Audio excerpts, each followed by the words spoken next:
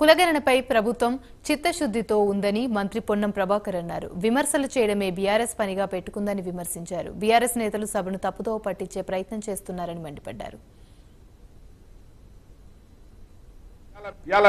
మేము ఒక చారిత్రాత్మకమైనటువంటి తీర్మానం తీసుకొని ముందుకొస్తే నడిచేవాని కాళ్ళల్లో కట్టిపెట్టినట్టు రకరకాలుగా వక్రించి మాట్లాడుతూ ఉన్నారు.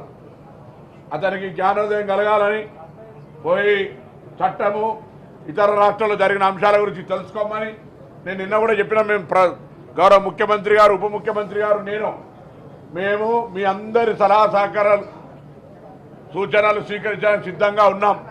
ఇలా మా దగ్గర ఏం విషయం లేదు. ఈ కార్యక్రమం సమాజానికి ఉపయోగపడది అది చెప్పమంటే దానికి సంబంధించినటువంటి చిత్తశుద్ధి లేదు. ఎంతసేపు విమర్శలు చేసే ఆలోచనతో పోతా ఉన్నారు. అందుకే నేను మరొక్కసారి కోరుతా ఉన్నా, ఎవరైనా అది శాసనసభ్యులు కావచ్చు, బలహీన వర్గాలే కాదు, మాజీ శాసనసభ్యులు కావచ్చు, లేదా అధికారులు కావచ్చు, రిటైర్డ్ అధికారులు కావచ్చు, ఎవరైనా సరే ఈ యొక్క జనగణనకు సంబంధించిన సర్వే మంచిగా 100% ప్రయోజనం కలిగే విధంగా ఉండడానికి ఓపెన్గా మీ సలహాలు సూచనలు స్వీకరిస్తాం.